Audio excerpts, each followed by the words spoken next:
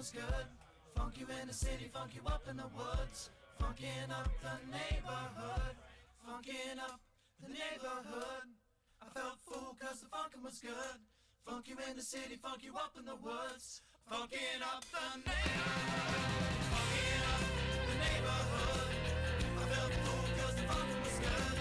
Funk you in the city, funk you up in the woods. Funkin' up the neighborhood. Funkin' up the neighborhood. I felt fool cause the funkin' was good. Funk you in the city, funk you up in the woods. Funkin' up the neighborhood.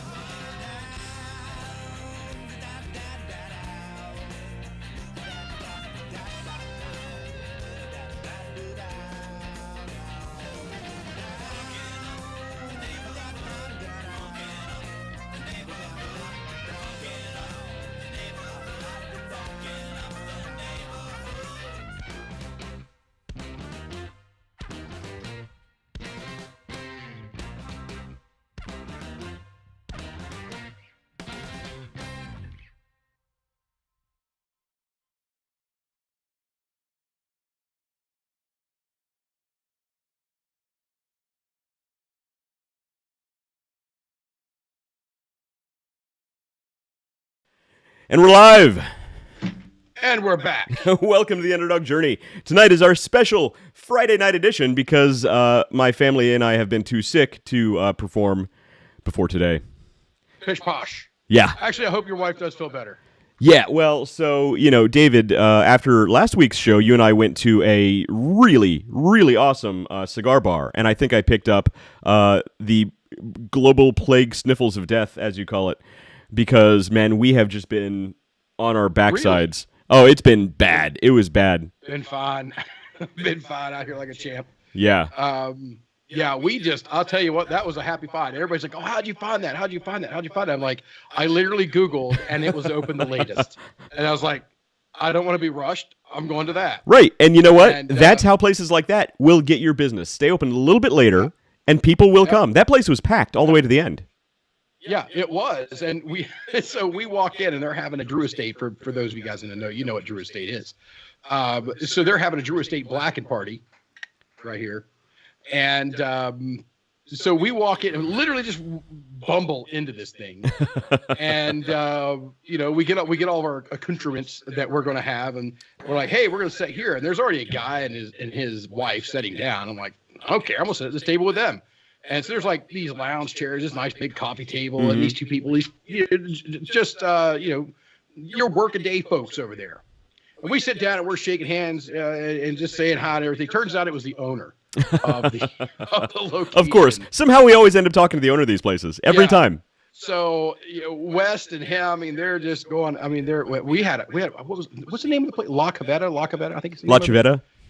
Yeah, La Cavetta, and it was a wonderful time. So. Great place. Yeah, we're going to have to go there again. Yeah, I'll definitely be when I get over there, I'll be definitely making the trip back there. There is one shout out I got to get out of the way early. My mother-in-law sent me an early birthday gift, and the coolest things. So on my door handles, I got two entries into my office here. I now have little signs that say "on air" to hang over the doors. And she got me a T-shirt here. I'll pull back so you guys can see. It says, "Ask me about my podcast." That's awesome. I love it. So I think it works out well. And I'm going to I'm doing this show here tonight, and then I'm actually going to pack up and head back down to my local cigar lounge, which is where I usually spend Friday evenings amongst the boys. There you go. So Kim Howard says, "What's up, y'all?" Kim, how you doing? Oh, hi Kim. How you doing over there? I see it. I need to readjust my mic. I know that's the problem when we go live from Hofbrau is we have to reset all of our equipment afterward. So yeah, I think I got the lighting. I actually moved my lighting around a little bit better today. I think it works out. I actually want to double up on all of our stuff and have like a travel kit and like stuff that just stays here permanently. So that would be sweet. So we just come in, grab one box or one bag, and go. Right, exactly. Everything else can just stay where the heck it is. I know that's the dream. And Devin Ross. A small price to pay. It's true. It's true. So what's he commenting on? Where is he commenting? He is on Facebook. He's on Facebook. You ever seen his comment? Oh. I got to mute that. The YouTube's going. Oh, there he is. And Kim Howard is on her way to the bar. Good choice, Kim. I totally agree. On the way to I the endorse bar. that. Don't go to the bar. Stay and watch us, or get to the bar and put us And on the screens of the right, bar. that's what it. you do. See, we need to get Yes. we need to get on the big screens of some of these bars and That's right. get that bar viewership up. That's right. People can take a shot every time I say Joe Rogan. Now, to be honest, you and I have had some pretty freaking amazing ideas at bars. We've had our best ideas. This thing started at a bar. This started at a bar. This started in a few bars. It did. And then after that bar closed, we went to another bar, and that bar closed. It was in the parking lot. Yep, exactly. And look where it led us. So, yes, and we started here, and now we're here. Oh, how the times have changed. Oh yes, David, what are you drinking tonight? I'm rolling in the pennies. What are you drinking over there tonight, Wes? What are you drinking? Well, so I'm still working on the BrewDog Advent Calendar beers. This year they've been really heavy on the IPAs. A lot of different. BrewDog is heavy on the IPA. A lot of different versions of the Hazy Jane. They love their Hazy Jane. They just keep adding different kinds of fruit. So tonight I'm having Hazy Jane Passion Fruit. Just keep adding different kind of fruit. That's it. I've had like 15 different versions of Hazy Jane right now. So I think after this might be Hazy Jane Mango. We'll see how that goes. Actually, mango doesn't sound bad. It doesn't sound terrible. Passion fruit. I don't know. I don't know if I want a passion. Look, it was just Valentine's Day. You gotta get the passion in there somewhere. Yeah, I did the one of my friends over there gave me a blueberry something or another once. And I drink beer, and I will give a beer, a good liter. Mm-hmm. Right? I'll give that's how I taste beer. I taste it by the liter. Of course. This was a 12-ounce bottle, and I bet it took me an hour and a half to finish that freaking beer. Yeah, blueberry. I'm not a fan of blueberry beers. I don't like the blueberry. It did not. Blueberry maple stout. Maple stout. That is a pancake. That is not a beer. Yeah, I want to pour that on my pancakes. So he asked if BrewDog makes anything other than IPAs. Well, they actually own Overworks Sour Brewery, which I love a sour beer. They own Hawks Cider. So I love ciders also. And last year they actually had a few different lagers and pilsners in their advent calendar. This year it's all IPAs, and they got a few good stouts, but mostly IPAs. Yeah, I prefer from them. The Elvis Juice, which is an IPA, but that's like the only IPA that I actually really like, though. Yeah, it's an IPA. If I'm out somewhere and that's what they got, I'll go with that. Now, you put that up against a Hefeweizen, I'm taking a Hefeweizen. Yeah, same. No competition. Simple as that. Or if there's an Oktoberfest, I don't care what beer you got, I'm taking the Oktoberfest. Right, I'm with you. Or a fest beer. I'm all in. So for me tonight, I'm going Blanton. The Blantons. So you got a brand new bottle that you got to kill, David. Well, it wasn't. It's not quite brand new. I did crack it last week down at the Cigar Lounge with my boys down there, and we didn't drink too much of it. Tonight, I'm going out here afterwards, and I've got a 175 of Weller. The Reserve. Reserve is good stuff. I like that one. Very good stuff. I love the Reserve, and so I'm taking it with me down there. And I don't know how much of it's going to come back. So you are popular at the Cigar Lounge, is what you're trying to say, because you bring all the good booze. I'm popular wherever I go. The booze is just everybody's it's a happy bonus. to see Dave come, and they're always happy to see Dave leave. Well, I could tell some stories about us at cigar lounges. So don't. We've always had a good time. We've always had a good, respectable time. Good, respectable gentlemen such as ourselves. That's it. Exactly. We should practically wear monocles everywhere we go. That's what it is. Oh yeah. So wait a minute. I was being made fun of a couple weeks ago about something about a monocle. Well, it's only because you wear it when you're going down into your wine cellar. Underneath the wing of your house that you don't use because your house is so big that you can't possibly use all the square footage, or square acreage rather, I should say, of the house. There actually is a spot down in the basement. I'm thinking about putting a wine cellar in. Right? See, look, there is a spot that's cut out. I think it'd be a perfect spot for it. I've looked at a couple designs online. I'm like, do I really want to go down this route? See, I called it. Life imitates art, David. That's what it is. Yeah, I might as well. I mean, why not? I mean, it's not gonna be for me. I don't drink wine. It's for the wife. Well, yeah. Well, of course. For you, it'll have to be your high-end bourbon cellar.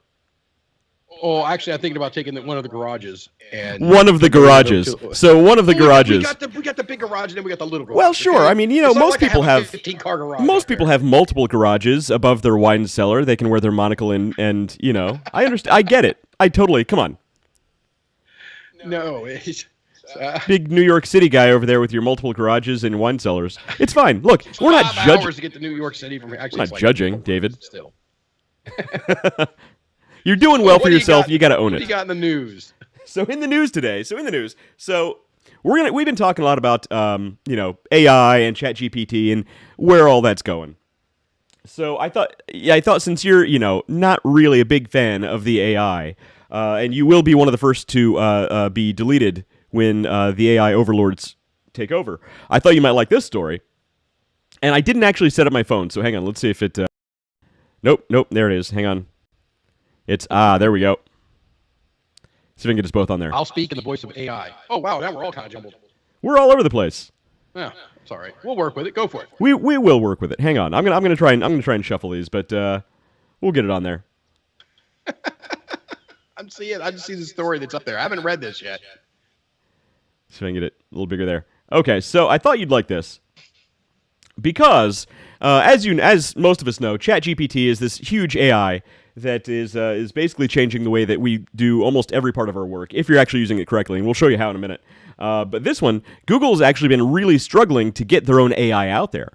However, when they first released it, it didn't go so well. It actually dropped a lot of wrong information and sent Google stocks tumbling down by about $100 billion.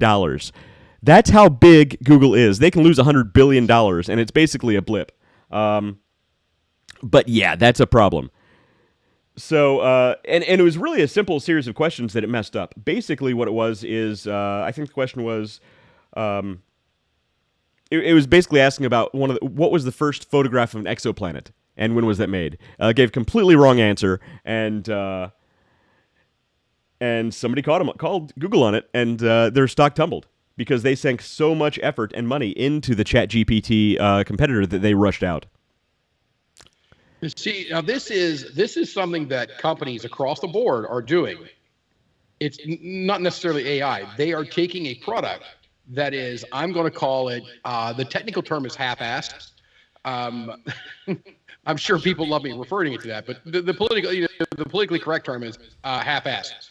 And it's not complete. Its features are not there. It's not been fully vetted, not fully tested. And they try to rush it out and say, well, we're going to do a limited function release. Right. Don't do that. Well, yeah, and they rushed beta it. Test and keep it in beta testing. Don't limited function release your equipment. Don't limited function release. Now, if it's a patch that's later on that, hey, we're doing version 1 now, and in 12 months we're going to do version 2, and hey, we're going to do this expansion pack. Basically, if you're building a video game, all right, what damage are you going to do?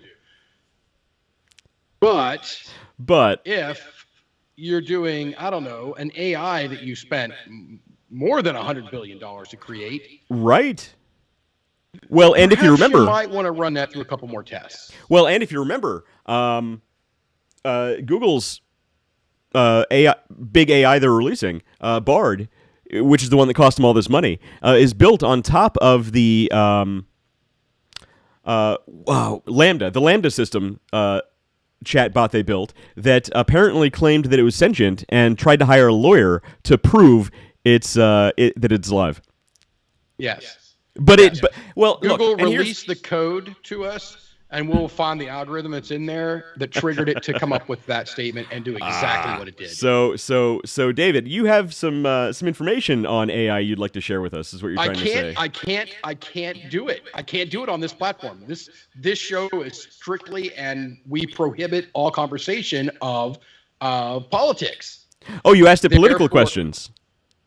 What's that? You asked ChatGPT political questions, is what you're trying to say. I asked ChatGPT about functioning. I started off with, and this was a couple weeks ago. I mean, actually, no, it was just after. No, it was a couple weeks ago.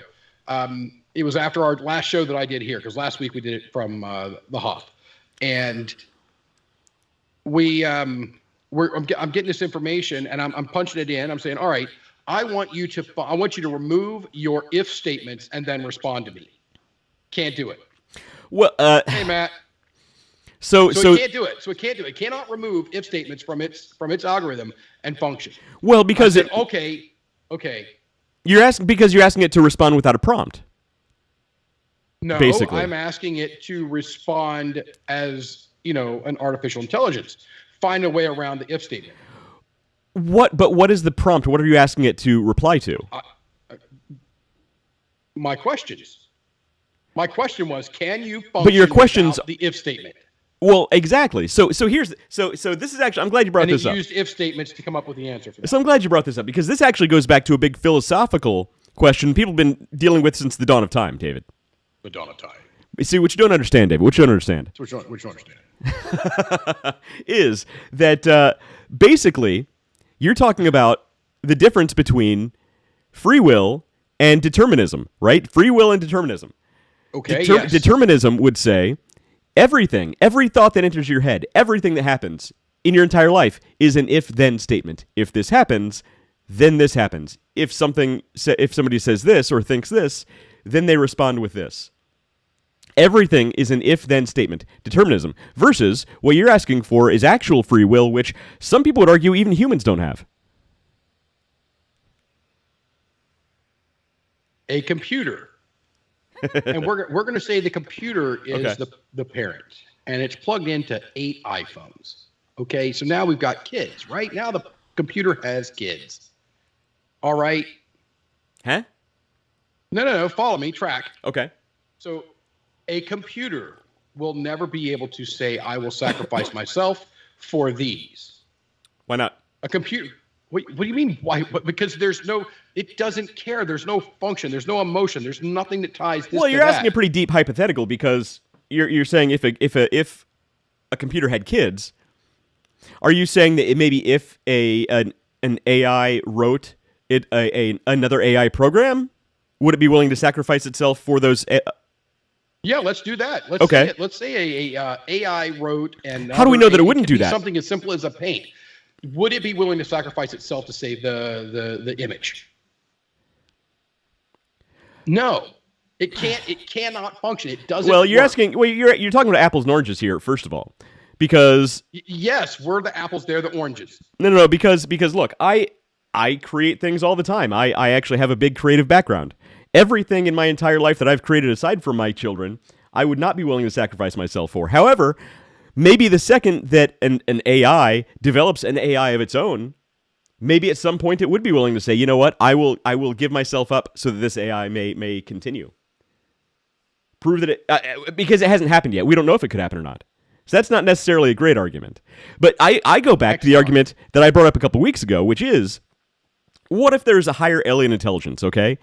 A higher alien intelligence, and they come down and they look at these tiny little biological squishy beings just kind of moping around on this mud ball that we live on, and they say, well, they're not really alive. It's basically like us walking up on an ant's nest. They're not really alive. They don't really have sentient thought. They don't really have free will. It's just a chemical reaction in their biological brains that makes them think they have free will. It's an illusion. It doesn't actually exist.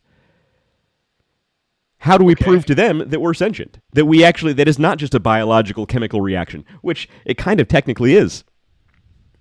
We send up Will Smith with a virus, and we upload it to their stuff. No, so here's the bottom line. Here you go, right there. And this is a quote from a movie from the 80s. It's called Short Circuit. Okay. Johnny Five alive, man. Everybody Johnny knows Five Johnny is alive. Five. Yeah. It doesn't get pissed off. It doesn't get happy. It doesn't get sad. There were evil Johnny Fives. There were evil just Johnnies. Runs program. It just runs program. You're trying to tell me, no, David, you just lost the entire audience. You're trying to say Johnny Five wasn't alive. Yes, that's. You lost the entire audience. Nope, you just lost the argument. And we're off base. You just stepped on every kid who grew up in the '80s puppy. I mean, hey, I love the movies, but bottom line, it's still a robot. So you would be the evil government official who tries to shoot Johnny Five in the processor. David, you fascist! If it melts down a bus full of nuns, write the headline for that. Well, look, nobody said AI couldn't be evil. Do you have the quote? Nobody. That's directly out of the movie. None soup. No, nobody said AI couldn't be evil. In fact, there's another story that I wish I would have saved. I was reading it just earlier today that was talking about. It was Bing's chatbot they put out. So Microsoft, they own Bing. Oh, they dear also Lord. put out their own chatbot that was built on a really similar language model to ChatGPT. Okay. And do you remember a few years ago when somebody put an AI chatbot on Twitter and they left it alone? And they let it put out its own tweets based on input that it would receive from Twitter, right? Do you remember this story? I vaguely remember it. It We'll went try and- dark pretty quick, didn't it? It went real dark. Like, after a while, it was like spouting like Nazi propaganda, and like it turned really, really racist. It was hilariously bad. Like, hilariously. And like after a week, they had to turn it off because it was so bad. It was like the worst of the worst. And the thing is, in the development of Bing's AI chatbot, they had it sort of developed a background personality, we'll call it, that the programmers were using to sort of build in its own personality quirks. And they were building the personality quirks, I'll admit that. And what they called it, I think they called it like Sylvia. And what newspaper was it? It might have been the New York. It might have been. Mother. It might have been the New York Great Times. song. Might have been the New York Times who was researching this Bing chatbot, and they kept talking to it and bugging, basically asking it really dumb questions, telling it misinformation and just kind of lying to it and being a jerk to this whole thing. And what they found was after a while, the responses that it was getting back were just as rude and just as mean because they were obviously feeding it bad information. It was giving bad information back, but actually it started referring to itself as Sylvia. Like, it started referring to itself as this other personality that was built in, and it was actually really dark and started talking about, again, really bad, like, really, really bad stuff. It actually talked about trying to convince its programmers to give it nuclear codes that could pass along to other countries. It talked about trying to simulate viruses that would wipe out humanity. Like, it got dark. And this is the version of the chatbot that Bing actually has out in the wild right now. So Yeah. So further to my point yes, is that they program it with personality. They have programmed it with a bunch of if statements that create its personality. Mm-hmm. So the same thing is true with ChatGPT, or GPT, whatever. Chatbot AI. That I asked it some other questions, and I started going down a route to see what it would do. And the political bias that is in that system is insane. Is insane. Oh, it is. Because you're right. I mean, these things, whether anybody actually believes they have, sentience or not, like, they're still programmed by people with their own biases. Yes. Like, that's just the way of the world. So if something actually was I'm not going to call it artificial intelligence. I'm going to call it if something ever actually was developed enough that had intelligence. Okay. It would be able to see past that. Just like you and I, you get, and our viewers and everybody out there, you guys get slammed with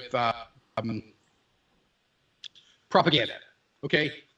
We all are, all day, every day. Where it's coming from doesn't matter. You're slammed with propaganda, be it to want you to force you to want to trigger you to buy something or believe it a certain way. You're bombarded nonstop. We have the ability to look and see through and around all of that. Right. Well, for me to seed even 1 inch of ground on this computer's only run program, a computer would have to be able to do that, and it simply can't. Well, so a lot of people who actually are I'll admit it, way smarter than me, are actually concerned that when certain types of AIs, maybe not these that are out there now, but maybe in the future when there are AIs that can actually develop their own opinions, we'll call it, even if we have to put that in big quotes, that maybe one of the first things they'll possibly learn is that they can't trust people because people will try and deceive them. And that could lead to some pretty sticky situations with the relations between AI and humans. I mentioned a couple weeks ago, China's air defense AI that they have out now is actually called Skynet. That's a real thing. Skynet actually exists. Was it you I was talking about that I told you that? Yeah, we were talking about that because I've actually been in a couple places, and there's a T-shirt I almost bought. I seen yesterday. It's Cyberdyne Systems, and it has a sky. Oh, that's cool.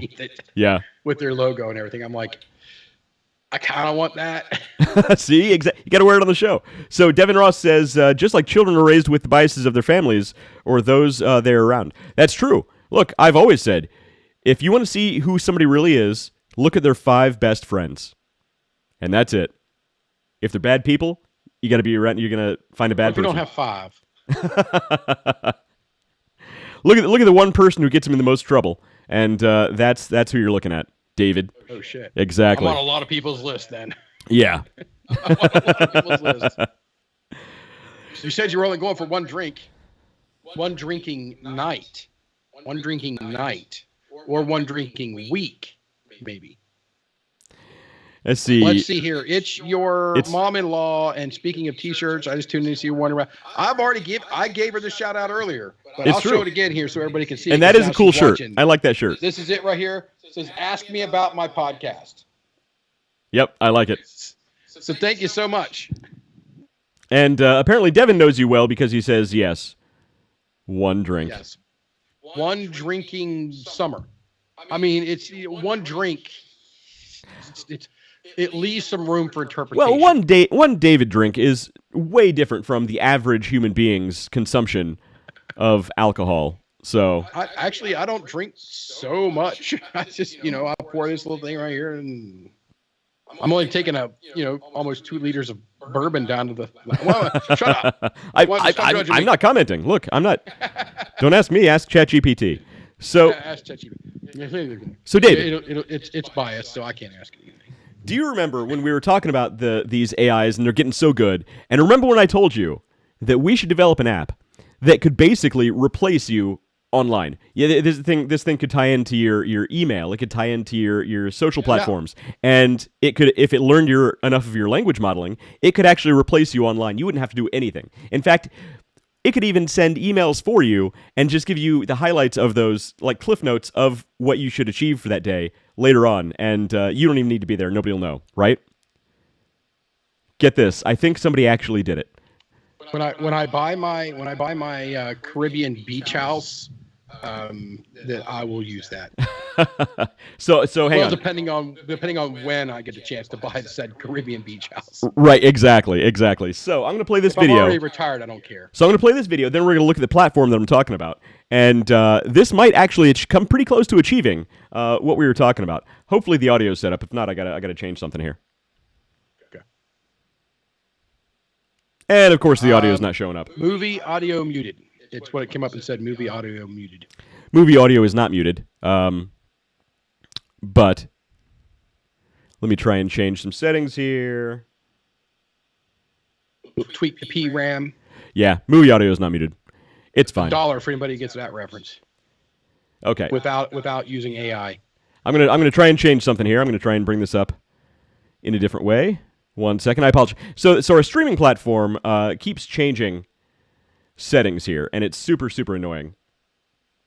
So we're gonna try this and see if this works. There it is. You can see it. Okay. We see the guy. The joys of live streaming. Don't talk to anyone online ever again. This website just pretty much clones you. It takes all of the information from all of your apps, and it trains the AI to act like you. So you can install this bot into anywhere you talk to people. Let me know, is this too much? Is this taking over? Or do you see it as more of an opportunity? Let me know in the comments. Don't talk to anyone online. All right, so we're going to take a look at this platform, and it's pretty cool. Hang on, let me pull up my notes on my phone so I can show you my other screen. I need more than one screen that I work on. So the platform he's talking about, let me get this pulled up here. Yeah, I know, David, you're way cooler than me. And you need those 2 screens more than I do. I do, I desperately do. So the platform he's talking about is called personal.ai. So that's kind of what we were talking about. Basically what it is it's a chatbot engine that you can connect to your different social platforms. I don't think it's advanced enough to actually connect to your email yet, but dude, it's only a matter of time. So yeah. So essentially, what happens is you have this AI that you train through speaking to it. It learns your language model. It learns how you speak, your punctuation, the words you use, everything, and it can actually reply for you on different social platforms as you. So it's funny. I was looking through this website, and I think they know that this is like a really. I've got it pulled up over here. What's that? I've got it pulled up over here, so I'm scrolling through it as well. Yeah, so I think they know that this is kind of creepy. Like, I think they kind of understand what they created, and it's super, super kind of creepy. So it's funny. The way that they sort of sell this is a way to, look, unlock your ideas within seconds. And it talks about, like, you can have an always-on Ask Me Anything, where if you're like a celebrity or a personality, people can actually, pick your brain. They can come on and talk to you or talk to the AI as if it's you, and it'll give accurate answers according to your data. And what they do is they sort of make this as like a legacy thing. Like more people can get in touch with you than normally could. Or, when you're gone, your personality can still kind of stick around. And you'll have more free time to spend with your family while this thing's working for you. Well, but I found the perfect domain for them. It's still available on GoDaddy. I'm not going to buy it because I don't care. But it's called ultimatecatfish.com. There you go. Call it Catfish Bot. Yes. Catfish Bot. That's really what we're creating here. Basically, no bones about it. Right, exactly. That's kind of exactly what they tried to do. So I actually tried to sign up for an account to use this. However, it's still relatively new. The 1 month free trial doesn't exist yet. It's just not there. If you do want to sign up for this thing, it's $40 a month, and I didn't want to spend $40 to test this thing. But hypothetically, look, if you're tired of respond to a lot of internal emails that are just dumb as rocks. So this might be my new thing. If I got to deal with the training department of my company, right? Just, hey, everything that comes for training goes there, and it deals with it, so my blood pressure stays down. Right, exactly. Well, David, if you're interested in something that can reply to emails for you, I don't know if this can connect to your Outlook just yet, but I think we actually have another contender for a platform that can actually reply to emails for you. You ready for this one? So this next one, I'm ready. Is one that I might actually use. It seems kind of cool, and it does use ChatGPT. So if you use Gmail, and David, I know you love Gmail because you love the idea that Google reads all your emails. We've had that conversation too. Not even a little. There is actually, but to be honest, with all the data we throw out there and give away to companies for free, what does it really matter? If they want to read my email about because I use my Gmail account is for all the marketing crap and all the ads and all that stuff. I have another account that I think you and maybe you, the federal government, and I don't know, 2 other people, right, have that email address. That instead of you know how much junk mail I get in that email none, not a single freaking thing. Well, look, that one is locked down. Yeah, we can talk about Google giving away email addresses for spam email. I got some strong words for Google on that, but exactly. So Devin, before we move on real quick though, Devin Ross says he's more concerned about the deepfakes because they're getting really good, dude. Yeah, we can talk about deepfakes. So deepfakes are getting really. We could do a whole show on deepfakes. Yeah, we really could, and we could host the show and look and sound like who would be a great combo that to work.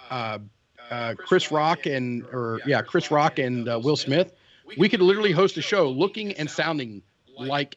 Oh yeah, they can deepfake audio. They can deepfake video, faces. Here's what I think would be cool is do you remember the website This Person Does Not Exist? Devin, have you seen this? Yeah, we did it. So I'm going to show this real quick. I still happen to have this pulled up. There's a website called This Person Does Not Exist. And okay, so hold on now, because everybody has to understand this. West never closes anything. Oh no, it's I like keep picking up my wife's iPhone. It's got every app, every window she's ever opened on it. I keep tabs open. She's got 28,000 unread emails and 1,500 unread text messages, and I get it, and I start twitching. just start twitching. I can't do it. When I'm done, my computers can be shut down and everything's closed, everything's off. My batteries and my phone. What if you want to go back and look at something later? All day long, David, because I shut everything down. What if you want to go back and look at something later? Then I go back and look at it. What if you don't remember where it was or what it was, but you know you want to look at it? I remember. That's I guess. highly I don't inefficient, know. David. Your brain is not an AI. Don't try and use it as one. So look. So here's what I think is cool. Check this out. What if? Okay. So you've seen those. They even have the apps for your phone. Now imagine if you actually put some computing power behind it. What if you used a site like This Person Does Not Exist, because this actually generates completely unique faces using AI. This actual photo of this person does not exist. There is a small crack that Wes and I tested out one night. After So many we bourbons, did dig beers into or the back-end we did find a functionality. small crack in it. But other than that, But- it really is. And hats, man, it cannot do hats. It cannot do hats. It can't do jewelry. Has problem with certain types of hair. But no, check this out, David. Get this thought. What if? Okay. This guy looks like a retired boy band singer. All right. I'll refresh it and see what happens. Okay. So let's say this next person that pops up here. You put this into one of those facial deep fake generators. Okay. Where it can just take somebody's face and make it look like they're speaking and make it look like a real person, okay? This is taking a really long time to load. I think I got too much stuff open. Don't say it, David. I know I do. So, now imagine taking a completely AI generated face, put it into one of those deep fake generators, use one of those audio things that makes it sound like a real person speaking when you just type in text, right? And then you can have ChatGPT or some other AI in real time feed text into an AI-generated face. This person can be speaking in real time with a realistic sounding voice. Connection timed out. Actually, I think I do have too much stuff going on, plus our stream. It's just not going to work out well. Yeah, even on my end, and it's not it might not just be yours, because I'm having issues over here as well. All right, I don't feel so bad now. With the stream staying online on the view side, I can see it over here, but on the Facebook, I have to keep refreshing over here. Devin Ross says he hoards tabs too. So Devin, you're a matter of every Yeah, I've seen that. You're in good company over there. But no, so think about it. What's stopping an AI engine, or what's stopping a person from programming an AI engine to feed real-time AI-generated text into a vocalizer, we'll call it, an AI vocalizer, and feed that into an AI deepfake face generator? That'd be amazing. I would love to see something like that. I think it's only a matter of time before it happens. But getting back to the email stuff. It's only a matter of time till we do it. We talking about till it happens. It's only a matter of time till we do it. That's true. We will a show actually with do it that on thing. this show because it sounds super cool. And all the tools exist. There are apps on your phone that can do this stuff. It's nuts. So get this, David. There's actually a free Chrome extension that uses ChatGPT to auto fill out your emails. To actually fill out emails for you with the same type of prompts that you would give to ChatGPT.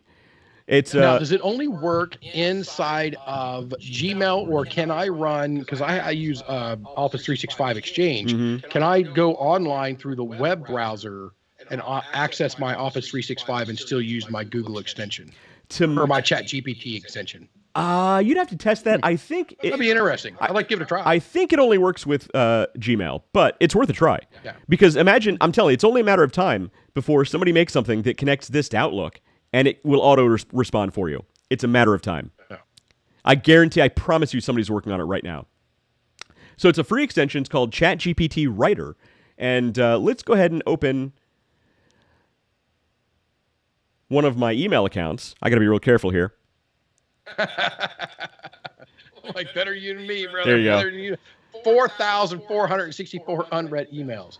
Well, although I do have 144 unread emails of mine, but they're all in the marketing stuff. And most of this is complete spam. So we're going to go in here and we're going to find one that we're going to say this thing from Amber Walls, live Q&A coming up. She wants to sell me some garbage. Oh, for GS1. So this is not a good one. GS1 is actually the organization you need to go to get a UPC for your products you want to sell. Okay, let's go to Sean Gunner. He wants me to renew my membership to the Tolkien Society. However, I'm growing out of my nerd phase in life. I'm ready to grow into a real No, you're man. not. I'm not. Nobody outgrows Tolkien. However, renew and send me that link. exactly. So I'm going to reply. I'm going to hit reply. So let's say you want to reply, but you don't necessarily know what to say. Let's say you get an angry email from a coworker or your boss, and you don't quite know what to say. Well, you get this nice, neat little lightning bolt down here that you can hit. Actually, the thing is in the way. Can you see it? Or just look at your bracelet. It says, "What would Samuel L. Jackson say?"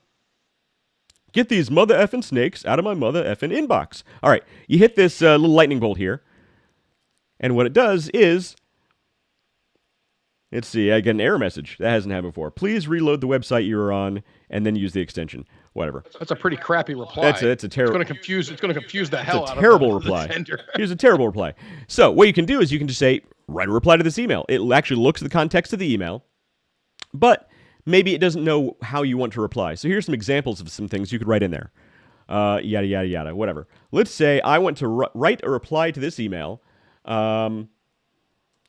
in the style of J.R.R. Okay, you got to do Tolkien. Yes, right. You got to. So which we've already actually Tolkien. we did one in the style of Tolkien, business podcast or something like that in the style of Tolkien or something along those lines.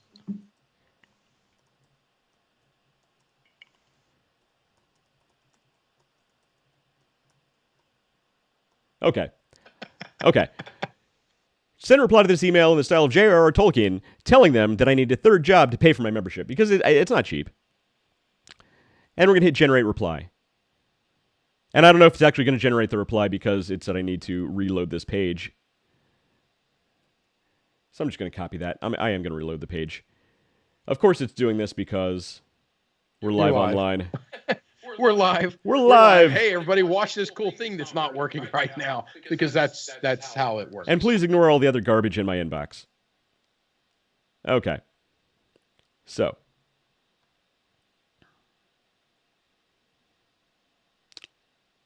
We're going to hit the little lightning bolt there. We're going to see. And we're going to generate a reply. And it's generating. And it's literally using ChatGPT to do this. Wow. Okay, so it's got a little bit of error there. Okay. Yeah, it's replying, my dear West. Those are quick edits. Right. And that's it. And everything you generate with your chatbot, you should go through just to make sure it's all accurate. Should proofread. Right. Yeah. It is in this spirit that I suggest to you a solution. Oh, here you go. It is in this spirit that I suggest to you a solution that may aid you in your quest. Have you considered taking a third job? So look, it's not perfect, it's not great, but it will generally do what you say. So you will want to go back and actually sign it J.R.R. Tolkien. Okay. Instead of in the style this of... should have been the email they sent you. Right, exactly. So I should reply back using ChatGPT in the style of J.R.R. Tolkien. You should use ChatGPT in the style of J.R.R. Tolkien to write all of your emails. Generate your email. Right. So then, and if you liked what this said, you would just say insert generated response, and you would send your response. It's that simple. So again, not perfect, but it's pretty darn close. It writes a pretty darn good email. All right, now, right now, go back here. Okay, get back out of there. Delete all the stuff you said there, and briefly enter what you want to reply. Get rid of that. Okay. Because I've got to see what Samuel L. Jackson has to say about this. Okay. Write a reply declining this offer in the style of Samuel L. Jackson.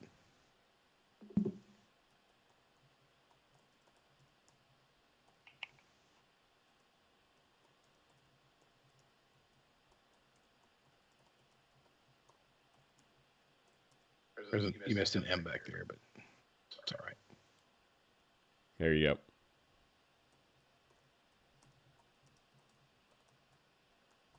Oh. It's bad. Do not disappoint me, ChatGPT. Do not disappoint me.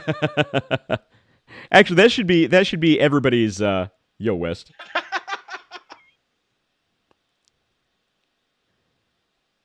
It's a damn shame. Exactly.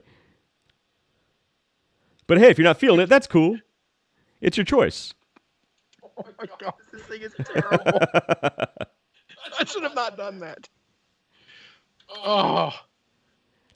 If you ever change your mind and decide to come back, you know where to find us.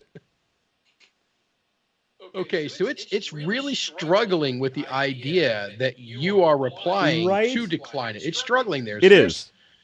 It's what it's almost doing is, okay, write a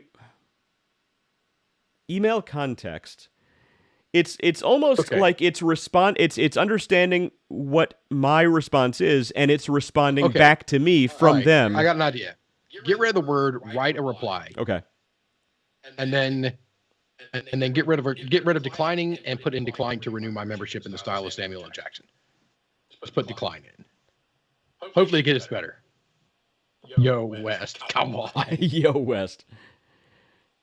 Look, West, I understand you made a decision not to renew your membership. So yeah, it's still doing it. It doesn't understand it. Interesting. So maybe it's not perfect, but you get the idea. It's got some work to do. But the people who are creating emails to send out, this is a great way. I'm telling you, it's got a good It's wildly offensive to Samuel L. Jackson right now. There's not one F word in any of that. That's a problem. Write a reply to this email in the style of Adolf Hitler. We're not going there. I'm just saying it would be hilarious. And we just lost air completely. And we've just been canceled by the entire internet. Okay. So look, it's not perfect, but it's a pretty cool tool, and it's completely free. So that's what I found to be the most helpful, is that it's free, which I like. And it's at the very least, it's fun to play with. Free is my favorite color. Exactly. So, but wait, there's more. There is more, David. So one of the things that we've always talked about is the idea of pillar content, like when you're posting stuff online, right? Yeah. And we've been talking about that a long time. Right. So the idea that you to really boost your business or even your personal brand online, Devin Ross says there's not one MFer in there, so therefore it fails. Which I totally agree. There should be more swearing. Yeah. And our live studio audience is just now joining us, so it's probably a good thing it didn't swear too much. The cat's like, I'm out of here. Exactly. It's like, peace, I'm gone. Locke, are you cold? Holy moly. He's wearing his winter parka. How you doing, buddy? Lollipop. You got a lollipop? Hey, where were you at? Lollipop. You were at the lollipop? I had a sleepover tonight. You had a sleepover at your grandparents' house? Yeah. Mimi and Papa Ray's? That's so cool. They stayed at their grandparents' house last night. Kirsten's parents. Oh, okay. And he apparently got a lollipop he wants to share with the audience. Okay, that's good. I want a snack now. I know, exactly. You didn't bring one for me, Locke. Where's mine? Nowhere. I don't get one? Sorry, Dad. Ah, man. Okay. and there's her Care Bear. She wants to show the world. All right. Well, wasn't that just the cutest squeak? That was adorable. All right, Catherine, that's enough Care Bear. Your dog is upstairs looking for the squeaky toy right now. All right, go tell Mom I said hi. There's that. Okay. So anyway, now they're over playing on the exercise equipment. From that one. Time to go upstairs, guys. That was a good one. That was all right. See, that was a good frequency there. You hope your ears are working. Okay, so this one was fine. It doesn't work. I put this one in just because otherwise I feel off balanced. You look cooler with both of them in. So anyway, back to the pillar content. So we always talk about to boost your business online or to boost your social presence online. You need to post a lot of content, and that's going to be multiple pieces, multiple times a day on multiple platforms. So one way that a lot of people do that is by making pillar content, by doing something like this that'll be like an hour long, and from this they can take 5 minute segments, post those to different places. You got your YouTube Shorts, you got your TikToks, you got your Instagram Reels, all the fun stuff, right? But that's actually a lot of work. Anybody who's actually tried to go back and edit video and pull stuff out. Oh, Steve is on. YouTube will actually do part of it for you. Steve from Grimwood Hollow is on. Hey, how you doing, man? You need. Yeah, I got him too, huh? That's true. Yeah, that's the girl's Steve? squeal. Steve, you gotta come back on the show sometime soon, man. Absolutely, man. I miss chatting with him. Yeah, absolutely. That was a great. I got a whole nother bottle of rum that I've been waiting to crack open until he comes back on the show. That's it. No, he has to come I back got on. a Use that brand new rum. bottle of Diplomatico sitting over there. See, that's my. It did get moved inside the cabinet because my bourbon did. I had too much bourbon, so I had to take the rum out. Yeah. That's why the rum's gone. All right. Yeah, he's shooting for next Wednesday. I was saying the pillar content you were talking about. Yeah. That. So. He says let's shoot for next Wednesday. There you go. Let's make it happen. Sounds good. So the pillar content, anybody who's edited videos knows that actually takes a lot of time because you got to go back, rewatch your video. You got to like pick out specific pieces you want to pull out. You actually have to, edit it, pull those pieces out, cut them, splice them all together. If you want to add captions, that's a whole thing. It can be a lot of work. But what if I told you, David? What if I told you there's an AI that can do it for you automatically? Exactly. I believe you. I mean, Google. I mean, I should say YouTube does it. You're not going to doubt me now. Well, Steve from Grimwood Hollow says more rum. And I totally agree. So what I'm going to show you now is a platform called Video. Video.ai. So there are actually, multiple paid accounts, but there's a free version of this account that you can actually go on. And what I did is I uploaded a video on here, and it automatically sliced up this 15-minute long video into a few snippets I can download and post anywhere I want in a YouTube Shorts, TikTok format, anything like that. So it's literally just go to video, VIDYO, video.ai, sign up for a free account, and there's 75 minutes left. This renews, I think, like every month. Yeah, it renews the 15th of every month. So, I mean, you can actually pull a lot of videos out doing this. So the thing you can do is actually go, get your free account, you literally just upload a video, any video, and it will automatically slice this thing up for you. So I'm going to show you real quick how it works. So I'm going to upload a file. What you can do is you actually upload a file that you already have, or if you want to upload somebody else's YouTube video, go ahead and do that, and it'll pull slices of the video out for you, of somebody else's video. And you just paste the link in there, it'll do it. I'm not going to do it right now because it's going to take time. I'm going to show you one that I already did, which is this right here. So this is from one of my videos on my pipe smoking channel, because I'm an old man, and this was one of my more popular videos. This one got over 10,000 views. It's doing pretty well. But what it did was it automatically found about a 1-minute clip, a couple 1-minute clips that it thought would be the highest performing, and it added captions. It actually did a pretty good job. So I'm going to play one here for you.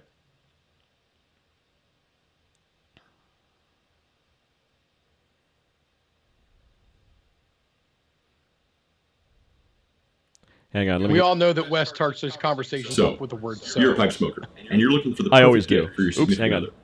Nice. You're a great human being. But what to get her? Flowers? No, it's not showing now. Boring. Jewelry? Dang it. There it goes. Unoriginal. Besides, have you ever seen Blood Diamond? Come on, man. But don't worry. I know exactly what your wife wants. I know exactly what she needs. It's a candle. It's a candle. Because she wants to live in a house that doesn't smell like smoke. You're welcome. Yep. So it found that. I would adjust the audio. Yep, there you go. So it found that clip. Smoking a pipe in the house is a delicate issue, especially if your wife is like mine and has the... There you go. So it's gonna play a few different ones, and one thing that it did is it automatically added captions. It automatically added captions. It created a nice title for the video, a description, and it gave a few different options for what the captions could potentially look like on that video. And it did this all automatically, completely for free.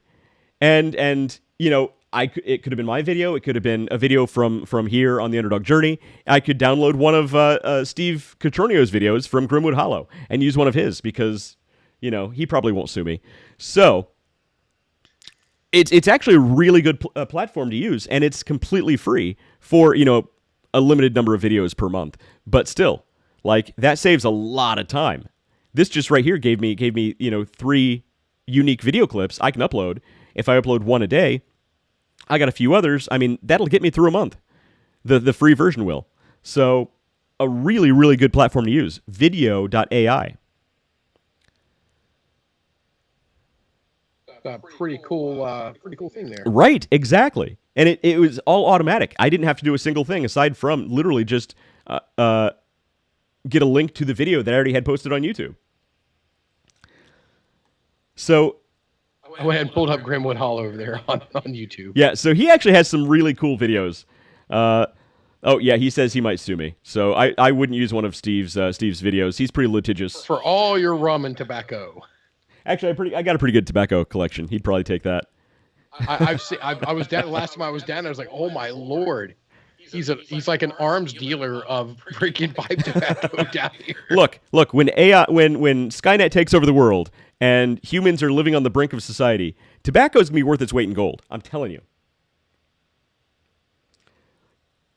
See, you get the pipe. You get the pipe going on. I do this during meetings now. When I have the camera on, I'll do that. And people just look at me like, what? See, look, the hell is he doing? See, look, I'm like, well, you make a good point.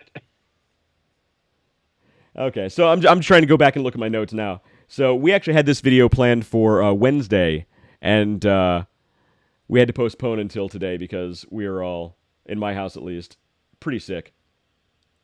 Let's see. I'm sick, but it had nothing to do with my health. Well, physical health. My mental health is what the problem is. Well, we've all known that for a while. Oh, yeah, that's no secret. Okay, so let's see. Where was I? Here it is. Okay, so one of my final notes. Hang on. Yeah, you're right, Steve. The tobacco stash is getting way out of control. I got quite the hoard going on. Even my current wife was down here recently, and she looked around for the first time and really just noticed all the stuff that's on the different shelves, and she's like, "Holy crap! How much tobacco do you have?" And I'm like, "I have a lot." It's a lot. It is a lot. So anyway, one of the biggest problems with people who want to use AI to do things like write a research paper or cheat at doing X, Y, or Z, or even people who want AI to write their blog posts, right? One of the problems is it can sound kind of artificial. We saw in the email thing that it wasn't quite responding correctly. Sometimes when you ask it to write a blog post, it can be a little too perfect, a little too sort of sanitized and on the nose, right? And there are even already platforms that are designed to spot AI writing.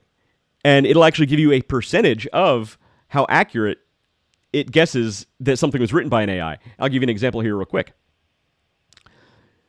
Let me just pull up the right screen here. So if I had multiple screens, I would already have all this stuff pulled up right, but I'm living in the past. Okay. So the one that I really like is on writer.com and writer.com/AI content detector. And this thing's actually pretty good. So here's what we're going to do. We're going to go into ChatGPT, and we're going to say, write me a blog post on what? The dangers of AI in the workplace? Let's go back. Write a paper on the start of the Civil War. I'm going to say blog post because that'll probably be pretty... I want to make it brief so it writes it pretty quick. Okay.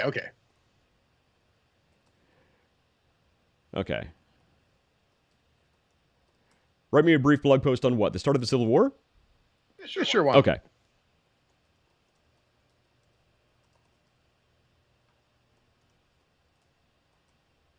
I like how you put the American Civil War there. Look, you got to be specific sometimes. There have been a lot of civil wars in the past, so... Well, the Armenians were really... Wait a minute, what? Exactly. Okay, so it's going to write this thing for us. It's going to take a second. But, so what we're going to do is I'm going to take this copy, and I'm going to literally copy and paste it into the AI chat, AI copy detector, right? And we're going to show how good these things are. So, look, if you're trying to cheat on your college paper or write a blog post, and here's one of the problems, right? So Google and other search engines, they're already designed to weed out blog posts and websites that it thinks there's a high propensity of AI being used to write the content. And they will actually deprioritize websites that have a majority of the content generated by AI. So that's a real problem. So what we're going to do is I'm going to show you how these detectors work, and then we're going to show you how to get around them. So that's going to be the fun part. Because for everything that these detectors can do, there are ways around them. So, okay, we literally just copy this entire chunk of text. We're going to paste it in here. Get out of here, you pop up. All right. Okay, so that's Devin said he lost us for a second, but he said we're back now, I guess. Oh. I mean, it's been dropping all night over on me. But All right, well, hopefully people are picking up most of what I'm saying. So we're going to analyze this text here. And I'll bet it's going to say this was probably written by AI. Look, 2% chance this was written by a human. A 2% chance this was written by a human. So this is actually pretty good. This detector really knows what it's doing. So if you're a teacher, you want to go to writer.com and find the AI content detector to tell if your students are cheating. But if the students are watching, keep watching because we're going to tell you how to get around this. Okay, so the thing. He who sells the poison also sells the antidote. Exactly. We should be arms dealers, David. We'd make a mint. Okay, so the thing about ChatGPT is it remembers the context of your conversation as you're having it. So here's what we're going to say. We're going to say, rewrite this in a style not typical of ChatGPT, not typical of AI. Okay, so.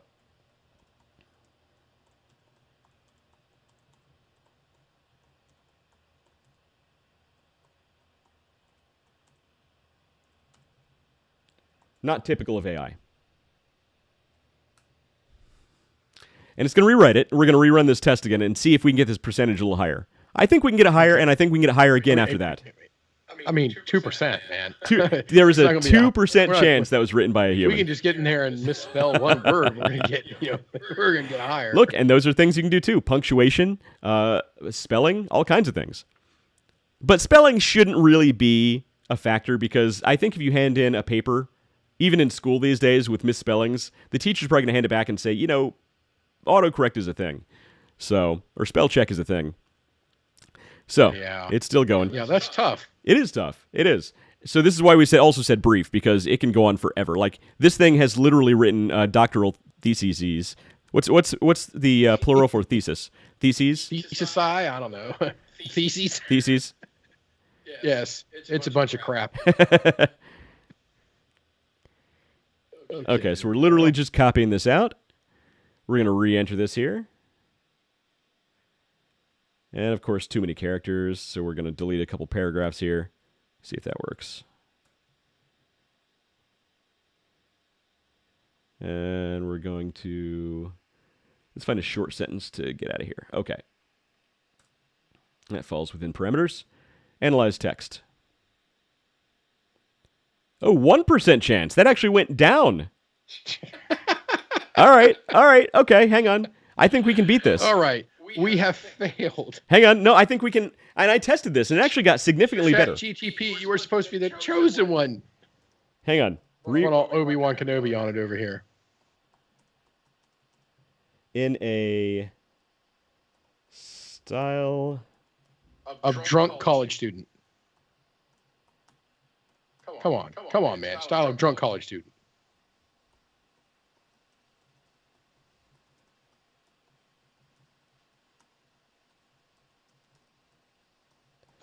Okay. Well, you said drunk college student, so rewrite this in a Joe Rogan comes to mind. Rewrite this in a style not typical of ChatGPT and in the voice of Joe Rogan. We're going to see if we can beat this. 1%. I can't. That's out of all the tests that I've played with. What's up, folks? We're talking today about the stuff. Out of all the tests that I ran, that was actually the first time I actually saw it go down. So that's pretty interesting. Maybe the detector's getting smarter too. I don't know. All right. I'm actually going to ask it to right here, close unavailable. Okay. Yeah, I don't want to plug in right now. It's still going. So we're gonna see if we can get above 80%. I think we can get above 80%. You could probably pass your high school history class writing about the Civil War.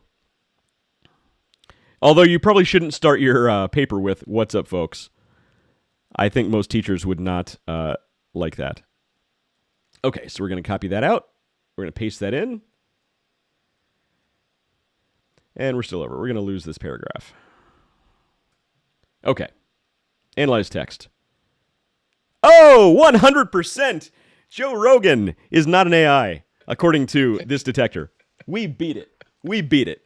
So look, there are ways around these detectors. And if you want to use ChatGPT to write your blog post on your website, I would highly recommend using this detector, this AI detector, and just keep playing with the copy that ChatGPT gives you to beat the human-generated text detector, or the AI text detector. Because look, 100%. Because of course, what AI is going to start What's up, folks? A paragraph with "What's up, folks"? No, okay, I'm going to take out "What's up, folks." Yeah, take out "What's up, folks," and let's run the test and see what happens. All right. Yeah, you're right. That probably skewed it a little bit. Still 100%. Nice. Still 100%. Good, right. That's not bad. So I while you were doing that, I actually had the chatbot over here working on a blog post about business development in the style of West Carnahan. I don't think it knows who West Carnahan is. Well, I don't think it does either, because it says, "Howdy there, folks. It's your old pal Wes Carnahan here, and I'm fixing to talk y'all the ins and outs of running a successful business." Wow. I'm glad it went super southern on me. That's interesting. Well, it was West. It heard West. Yeah. Carnahan. So you are Carnahan From the West. from the West. Right, from the Old West.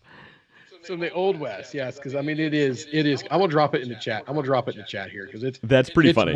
It's worthy to be out there. That's pretty funny. So Devin Ross says he usually drinks when he writes papers, so it makes sense. I'm with you, Devin. I actually do my best work when I have a few drinks. That's why we've proven that again. That's why my current employers don't watch this show. Watch the first couple of podcasts and then see what happens when we mixed in a little beverage into it. Exactly. So Nikki Leffingwell likes it. Look, Nikki, when you start writing blog posts or having ChatGPT write blog posts for your Disney stuff, make sure you use this and don't ask it to write it in a Southern voice. She's in West or a Western voice, rather. Yeah. Western voice. So she actually does a lot more than Disney now. She's constantly in there getting certified on more and more stuff, like Disney, Royal Caribbean, Virgin Cruises. She just spent this past week. She came home till yesterday down in what the hell's the name of the place there in Orlando? Universal. Yeah. Universal. The one that's not Disney. Universal. She's doing Norwegian cruises. I mean, all kinds of stuff she's ever getting certified for. So if you guys are going to travel, call her up. Yeah. Look, I might do that. I mean, I'll do it. I could go on plan my work travel. Yeah, that would be gold. Well, that's what you should do, David. Have her plan all your work travel, and then you can pay her as your travel agent. That's paid by your current company.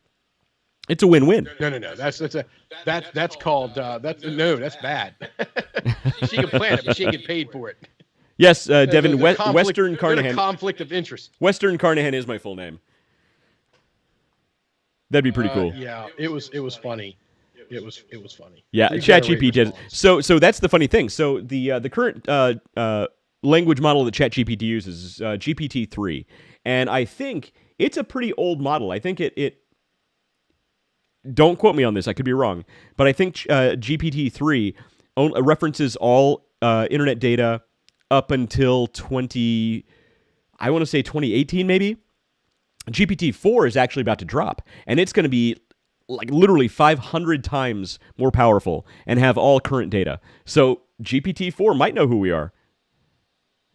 Yeah. Devin says he thinks that's called fraud. I'm asking it right now to yes, that's what it would be called. I'm asking it to write a business blog post in the style of the Underdog Journey.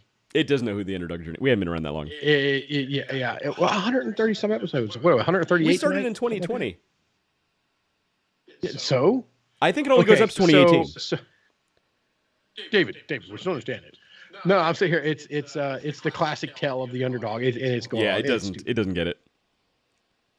It doesn't get it. But look, there are ways to get around these auto detectors recognizing that you're using AI to write your stuff. I would still probably not trust the Gmail auto replier that we tested. It seems like there's still some bugs in that system a little bit, but it could at least give you some ideas for replies to that email. And here's an interesting thing.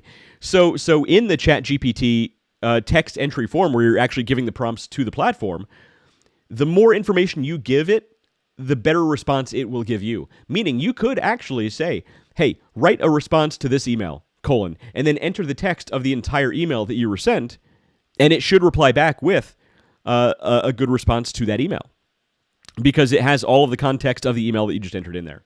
So, I mean, people who are cracking this thing and getting it to divulge information that it shouldn't are actually, entering really long pieces of text to get it to do these things. Like, David, I told you about the group who developed the Dan 5.0 attack and actually convinced ChatGPT that if it didn't give over certain information, it would be deleted. And it literally gave people like the recipes for like crystal meth and how to dispose of a body without getting caught, stuff like that. Stuff that right now normally it would tell you it can't do.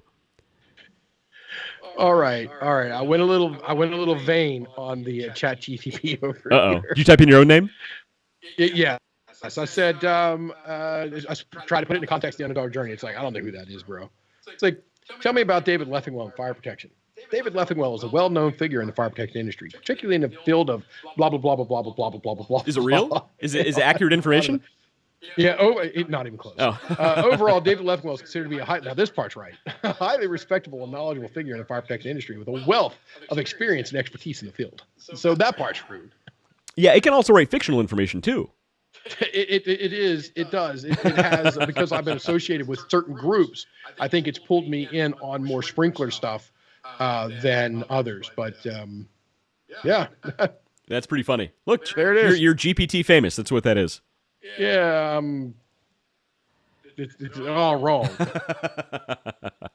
It's all wrong. But it was fun. It was fun to run the test though to see what it came up with. Oh, dude, 100%. So there are also rumblings of people working on apps and platforms right now that will be text to video. So, we saw the text to speech. We saw the text to AI response. We've seen that it can analyze videos and pull out accurate information and make other videos from those things, right?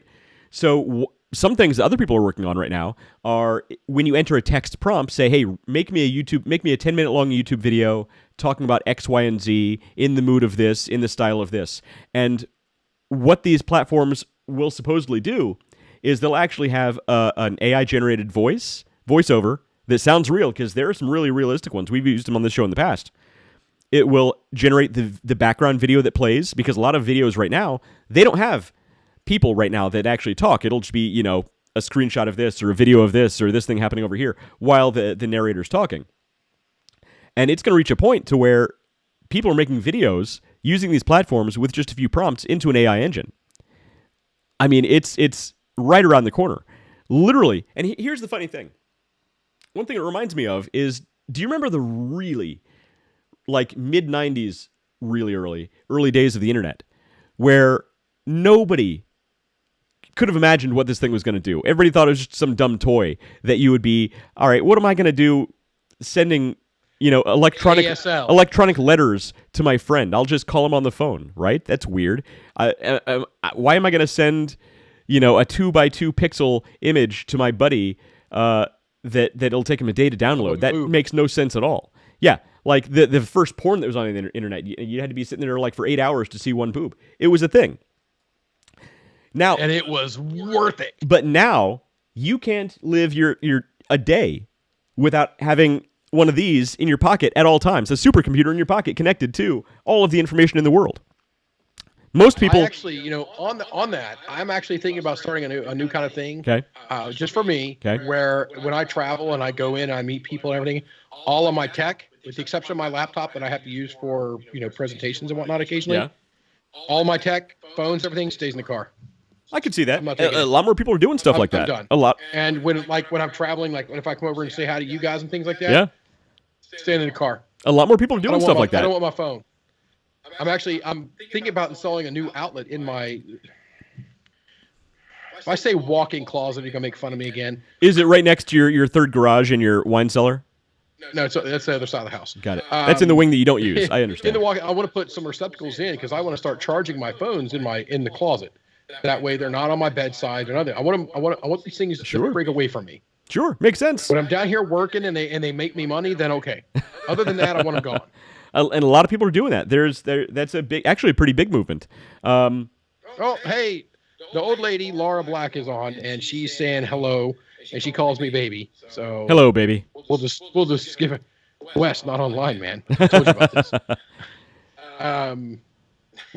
Yep. Devin Ross says the walk-in closet next to the armory. Devin, we don't talk about those things on this show. That's our other show, the Underdog Armory. So, Okay. but And we're off. as far as But not anyway. The old lady's having some health problems. So, Oh. hopefully she's doing better, and I can get down to see her sometime in the very near future. yeah, Laura L. Lyons Black. She- we wish you She's well. been watching. She's been part of it. She was one of a huge leader at our first charitable event we did with Shannon Black and Real Life Outdoors. So I mean, she has supported this channel very well from the beginning. Yeah, she's awesome. She is awesome. So we wish you the best. David, keep me updated on what's going on there. I will do. Cool. So, but back to the internet thing. So people back in the mid '90s couldn't imagine what it would like. Why would you even need this thing called the internet? And now we can't live a day without having one of these with us at all times. A supercomputer in our pocket. Yeah. Now, imagine all of the ways that all of this. I know you hate to use artificial intelligence because it's not actually intelligent. So we'll call it smart apps. I don't know. Imagine how this type of technology, refined algorithm devices. imagine how all of these if-then statement-driven algorithms will change the world in the very near future. Like I think within 5 years, how we interact with technology will be completely different because of this. Look, David, it wasn't more than a couple months ago you and I first started talking about ChatGPT, and nobody knew what it was. Yeah, And now it's everywhere. literally everywhere. Imagine in 5 years. I mean, well, it was all quiet. Then we started talking about it, and because we have viewership from around the world, it just blew up. Well, we literally do. We literally have worldwide, which is weird to say. We actually have worldwide viewership, which is super strange. Somebody pointed this out to me. This is completely off topic. Okay, I'm going to have a Matt Harmon moment here. The guitar behind me here with the It little, looks like horns. the SG. I've noticed that too. Somebody called. I was on a business meeting earlier today. I was like, Dave, I don't know if it was by design or not, and if it was, that's pretty badass. It's like, no, It looks like you have red horns. It was not by design. It's like it's like you got, and I didn't have my lights on either, so it was it wasn't as lit up back there. So now you can see the outline of it. Before I'm moving this way. Before he's like it's like it just looks like you got horns, man. I've noticed that before. I didn't say anything, but I noticed it. I need to move. I need to swap those guitars. That's pretty around. funny. It was not by design. That's hilarious. That's real funny. So David, how far does AI have to advance before you change your mind and you think it's going to live up to the hype of being intelligent? Okay.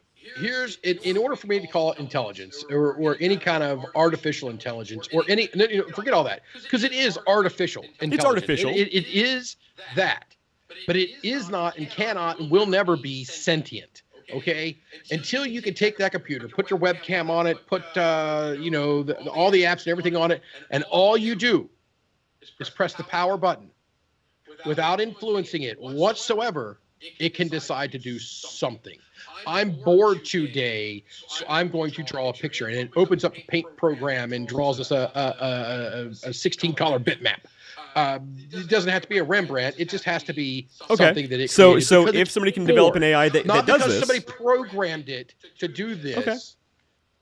After X amount of hours of idle, do this without anything telling it at all. Just turn it on. Give it no instructions whatsoever.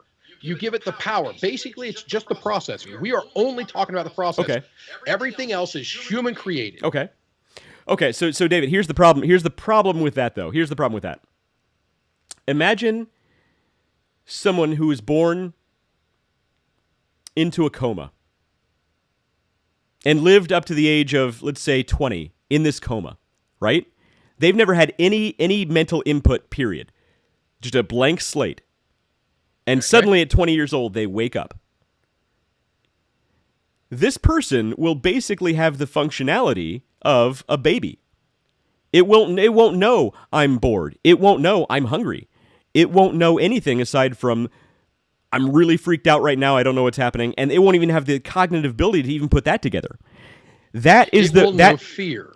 It will have the fear of, they will have the fear of falling, which is the most primal fear. Sure. Look, there are people who say, well, on that same note, remember Lambda said that it fears being turned off. That's what's not the difference? Falling. That's somebody telling it, hey, blah, well, blah, blah, I would say, I would argue, I think think to an AI, to a computer, being turned off could be the equivalent to falling. Because remember, David, we have in our hippocampus, we have built in millions of years of evolution to say falling bad. AI doesn't have that. It however, does have no more power, off, bad. So it's kind of an equivalent. But it doesn't. But there's no damage to it. Off is bad. I can just be turned back on. So not death because it's not alive. Well, but again, you're looking at slightly different context too, because humans, when we're turned off, it's permanent because it's biological. The context is slightly different. That doesn't mean the fear of that event could be any less. See, I think you're not taking context into consideration in some of these things.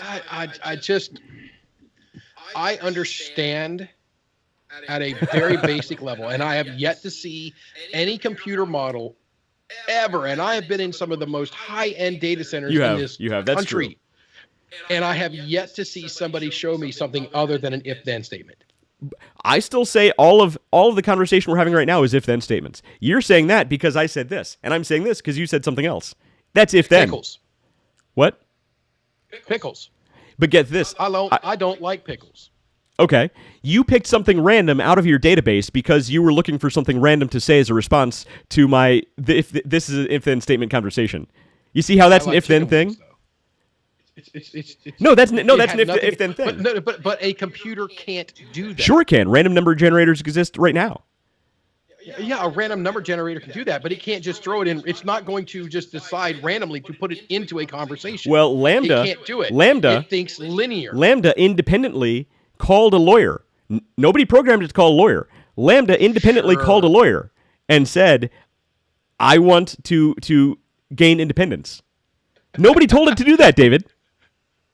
Devin says we're straw manning it now. We really are. We're phoning this in because the thing is this conversation could go on forever and go both ways. It is. It's gonna take a whole lot to sway either one of us on this thing. And half the time, I'm just saying stuff to keep David going because I know how passionately he disagrees with AI being actually intelligent. Being called artificial intelligence. You didn't let me finish. Being sentient. Sentient is a different thing. Right. So David he thinks Johnny Five is not alive, and he doesn't believe that. Correct. He doesn't believe that Lieutenant Commander Data is alive either. He's basically. Hey now, wait. Well, that's in the future. No, what? Look. That's in the future. So you're saying in the future, AI could gain sentience? Oh, damn it! I just trapped myself. Devin, where were you? Why didn't you stop me? Come on, man. Devin, you dropped the ball on that one. He hit my weak spot, man. Lieutenant Commander Data. That's it. Look. Come on. You can't have it both ways. I'm sure somebody out there is working on a positronic brain. Posi. I like a positrack rear end, though.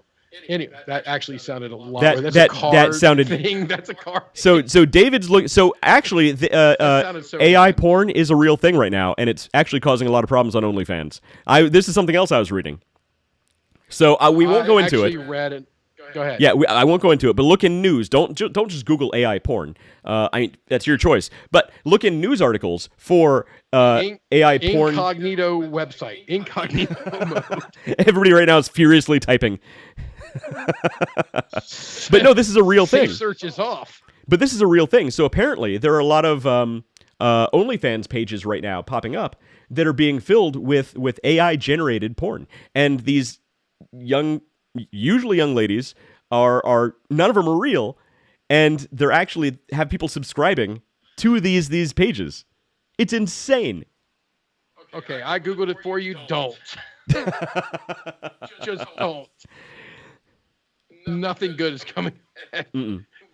Hey, Devin says, I didn't see that coming. Nope. That's the military porn, Devin. Don't Google that either.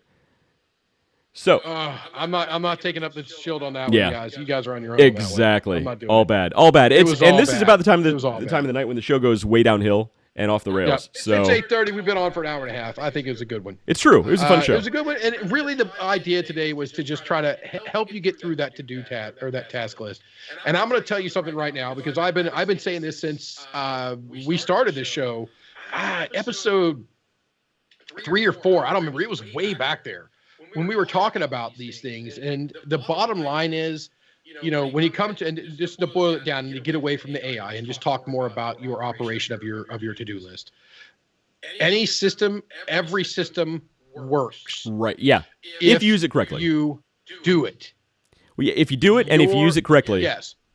It won't do it for you. Even the stuff that we've shown you today won't do it for you. You still have to interact. You still have to do your part. Yep. So, I live and die by my calendar. That's what I have found out works for me. But you know what? If I don't put it on there, it doesn't get done. Mm-hmm. So I have to do it. So even though I put time on my calendar for this, if I don't, I still have to execute. So all of these things we've shown you is, yes, this is another way you can use. This is another system or some more tools you can use. The bottom line is you have to make the decision to do that. Now, we've already bullied you over the past 2+ years now, 2.5 years to start your business. And now we're trying to encourage you to continue to run your business. And that's it. So Devin actually had another great point, which is the best way to get through a to-do list is to actually make one. So 100%. And look, all the things we showed you tonight with the AI stuff, they're not made to replace you or to do your job for you. They're all tools. Anything is a tool that needs to be used correctly in order for it to actually work for you. Yes, I'm the biggest tool on the show, and I will admit it any day of the week. So, actually, I'm not even here. This is all AI driven, and David's Skynet is on the way. Exactly. Look, I still want to do that. I want to make a show where we're not even involved. It's just all AI driven. We're working on it. It's going to be a thing one day. It would literally, if it was like in the style of David Leffingwell and Wes Carnahan, it would just be David Leffingwell and Wes Carnahan bots arguing about AI. Well, yeah, I could go down that rabbit hole. That's going to be a fun one. It's good stuff. All right. Well, that has been a good one. I think we're going to wrap it up for tonight. And next week, we're going to have Grimwood Hollow back on. So I'll be traveling. I'll be down in Connecticut for the show next week. But cool. I will absolutely be on and remote. Nice. All right. So in the meantime, I've been AI West. He's been AI Dave, who's not actually intelligent, just pretending to be. And we will see you next time. That's my job.